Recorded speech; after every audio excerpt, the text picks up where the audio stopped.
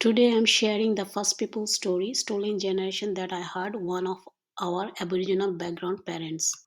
Omer's grandmother mentioned to me she grew up in her uncle's house in Western Australia. When she was about 6 7 years old, her mother passed away, and local church people forcefully took her siblings and separated them from her family. She witnessed and experienced physical and emotional abuse, which left her with very deep, complex, real wounds and long lasting negative impact and trauma.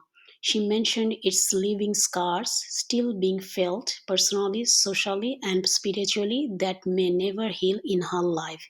She has found some solace in the truth telling that comes with sharing her stories and memories. While I was listening to her, I took a deep breath and was paying close attention to her. I was watching her facial expression and even paying attention to her tone of voice and connected myself with her story. After listening to this story, I was sad. It got hit in my heart and made me feel respect and empathy for her. Her story is a good experience for me as Mark Lovett's TED Talker in the Session 5 videos talk about the power of story listening. He mentioned when we can hear someone else's story from a place of compassion, respect and honesty, their story can become part of our own narratives. Omer's grandmother's story impact my approach of story listening and influence and motivate my inclusive practice in many ways.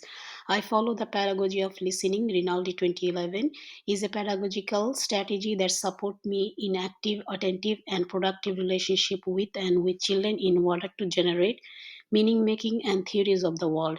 As I work with diverse families such as families from refugee, additional need, Aboriginal backgrounds, story listening is a way of making visible my ways of listening to stories and considering the different ways of meaning making that influence my understanding of the inclusive practice. Wastel and Dakota D 2017 stated it is important to expand our current understanding to include the perspective of young children and reconstruct a shared and inclusive interpretation of the belonging concept.